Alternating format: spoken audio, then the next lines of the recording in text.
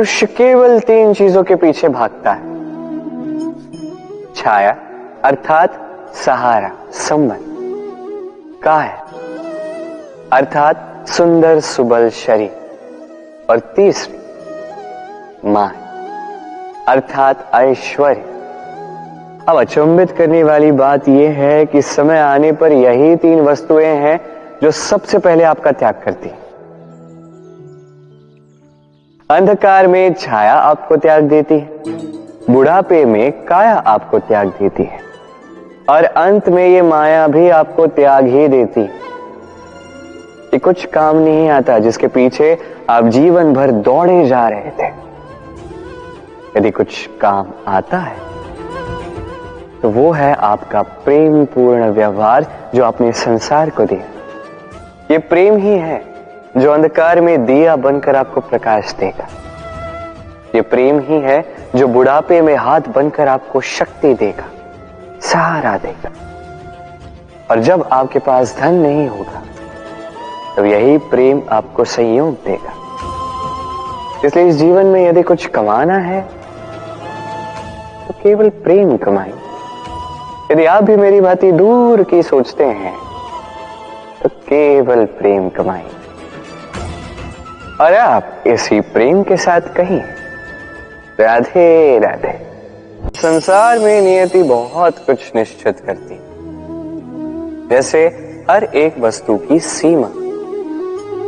शरीर से जाने वाला जल, उसकी सीमा भी ये नियति निश्चित कर चुकी है। कैसे? देखिए, यदि आपने उचित समय पर परिश्रम करके अपना पसीना नहीं बहाया तो कुछ समय पश्चात आपको अश्रु अवश्य बहाने होंगे। क्योंकि सब कुछ यदि भाग्य से मिल भी जाए उसे कर्म से रक्षित करना पड़ता है। यदि परिश्रम करते रहोगे तो जो पाया है उसे सहेज कर रख पाओगे, और जो आप पाना चाहते हैं वो अवश्य पालोगे। किंतु यदि परिश्रम से दूर रहे तो जो पाया है उसे तो खो ही दोगे, और जो पाना चाहते हैं उसका तो प्रश्न ही नहीं होता, और बहाओगे तो केवल अश्रु। अब चयन आपका है। क्या बहाना चाहेंगे? पसीना या अश्रु? राधे राधे। तभी आप किसी झरने के पास बैठे और बस ध्वनि सुनी। आहा, वो ध्वनि मन को शांत ही कर देती है, हम एक आनंद सा भर देती है। तो इसे मैं कहता हूं नैसर्गिक संगीत। कभी सोचा है ये संगीत उत्पन्न करने के लिए जल को कितने परिश्रम करने पड़े, क्या कुछ करना पड़ा? सोचिए वो जल कहां कहां से गिरा होगा, किन किन चट्टानों से जाके टकराया होगा, कैसी तीक्ष्ण रेखाओं का सामना किया होगा, उसे कैसे लांघा होगा, अपने तन में समाहित उन पत्थरों से कैसे संघर्ष किया होगा, कैसे आगे बढ़ा होगा। सोचिए ये सब होने के पश्चात ही ये संगीत सुनना संभव था। ये झरने का ये सुंदर संगीत आपके कान तक कभी पहुंचता ही नहीं यदि उस जल का विरोध करने वाले पत्थर ना होते। इसका तात्पर्य क्या है? तात्पर्य एक ही है, इन बाधाओं का सामना करें, इनसे दूर ना भागे। क्योंकि ये बाधाएं ये नैसर्गिक है, सभी के जीवन में ये बाधाएं आती हैं। इनका सामना करें, जीवन में आगे बढ़े, और आप भी स्वयं से उत्पन्न कीजिए ये नैसर्गिक संगीत, और इस संसार में फैलाइए शांति और प्रसन्नता। राधे राधे। इस पुष्प को देख रहे हैं आप? कितना सुंदर है ये पुष्प। हर कोई चाहता है कि ऐसे किसी पुष्प को वो अपना ले, अपने पास रख ले। अब सोचिए पुष्प को ये जो सम्मान मिलता है ये किस कारण से मिलता है? केवल इसलिए कि ये सुंदर है? चलिए आपको कुछ समझाता। ये पुष्प जब डाली पर होता है सुगंध से हमें आकर्षित करता है। इसी पुष्प की यदि आप माला बनाओ, किसी मूर्ति पर चढ़ाओ, तो ये आदर का प्रतीक बनता है। अब यही पुष्प यदि आप शैया पे बिछा दो तो आप वो दृश्य देखकर, आप उस सुगंध से आपका मन प्रफुल्लित हो जाएगा। किंतु सोचिए, यही पुष्प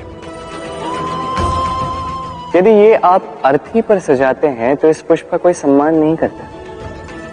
कैसी बात है? वही पुष्प है, इस परिस्थिति में इसे सम्मान मिल रहा है, इसमें नहीं मिल रहा। क्यों? क्योंकि यही छिपी है एक महत्वपूर्ण सीख। इसका सार ये है कि सम्मान व्यक्ति या वस्तु का नहीं किया जाता, सम्मान किया जाता है समय और स्थिति का। अब समय जो है, समय हमारे वश में तो है नहीं, हमारे वश में है स्थिति। हमारी स्थिति कैसी होगी इसका निर्णय स्वयं हम लेंगे, और जैसी हमारी स्थिति होगी वैसा हमारा सम्मान होगा। तो आइए मेरे साथ प्रेम से कहिए, राधे राधे। सफलता, सफलता कौन नहीं पाना चाहता? हर एक व्यक्ति चाहता है कि सफलता स्वयं आकर उसके कदम चूमे। अब सफलता कदम केवल उनके चूमती है जिनके पांव धरातल पर होते हैं, जो स्वप्न की आशा में उड़ते नहीं, जो यथार्थ के धरातल से जुड़े होते हैं, वो भी दृढ़ता के साथ। सफलता उनको नहीं मिलती जो घर पे बैठे बैठे केवल स्वप्न देखते हैं। सफलता स्वयं चलकर उनके पास जाती है, जो निरंतर प्रयास करते हैं, जो परिश्रम करते हैं और अपने इस जीवन को दूसरों के लिए स्वप्न बनाकर दिखाते हैं। तो चयन आपका है। सफल सभी होना चाहते हैं, स्वप्न सभी साकार करना चाहते हैं। स्वप्न तभी साकार होंगे जब परिश्रम करोगे, और सफलता तभी तक आपके साथ रहेगी जब तक आप विनम्र रहोगे। तो आइए मेरे साथ प्रेम से कहिए, राधे राधे।